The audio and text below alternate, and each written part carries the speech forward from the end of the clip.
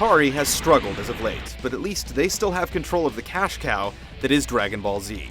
It's amazing to think that the animated series ended a decade ago, and people are still itching to snap up anything related to Akira Toriyama's overly muscular flying and fighting characters.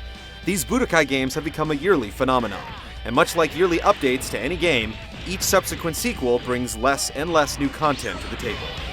Now, I just can't let you go!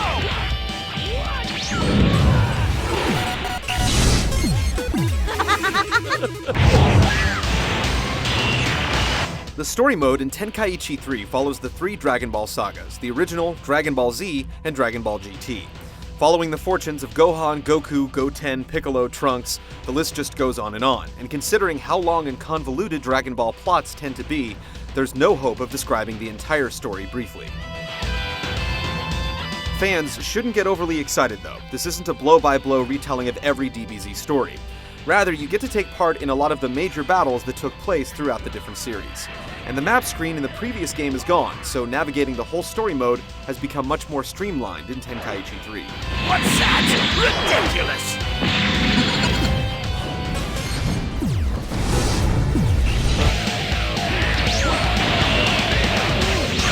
Tenkaichi 3 features the aforementioned story mode as well as single and multiplayer battles, a tournament mode, and perhaps most exciting, an online multiplayer setup on the Wii that's not featured in the PlayStation 2 version. But don't rush out to buy it just yet, Dragon Ball Nuts. The online mode suffers from a fair amount of lag at almost all times, and that's when you can actually find a game to play. During our playtest, more often than not, the server seemed empty.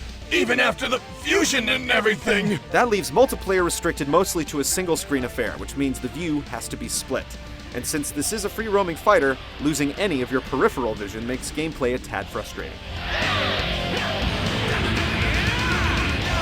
On the upside, the game comes complete with a glossary of the Dragon Ball cast to peruse, as well as a grand total of 150 different playable characters. In all, this is definitely the most robust Wii fighter yet released. Well, until Smash Bros. Brawl is released anyway.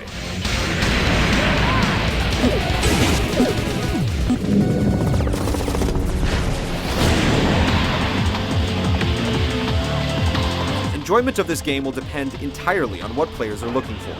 If you just want the ability to beat the crap out of various Dragon Ball characters without having to invest a bunch of time into learning intricate special moves, then Tenkaichi 3 delivers. But if you're looking for a semi-serious fighter, this is definitely not the game for you. Dragon Ball is a button masher through and through. And forget playing it using the Wii Remote and nunchuck setup. Like so many Wii games before it, this title was obviously designed with a traditional controller in mind.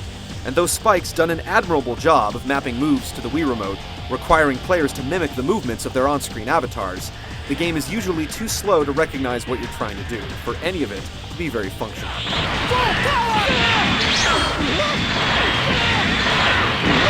Battles usually take place in gigantic areas, and combos regularly knock your opponents back for miles. At this point, you'll want to jump into the air and fly at a blinding speed towards them, delivering a finishing blow.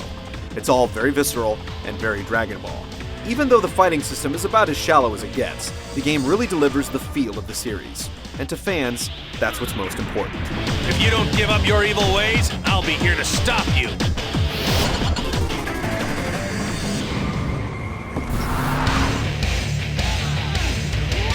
The Budokai games have always looked exceptional, and Tenkaichi 3 is no different. Cel-shaded graphics give the whole thing a cartoon look that accurately represents the animated series. So many times, animated characters translate to 3D really poorly, but Toriyama's designs never suffer from this. Adding to the authenticity is fantastic voice acting from a proper cast. A great ape! A great ape monster?! Although it sounds strange at first, during a lot of the story battles, various characters will call out from off-screen. You don't stand a chance! When you get used to it though, it helps move the plot along nicely without breaking up the action too frequently. The production values in Tenkaichi 3 are great, and something we've come to expect from this series.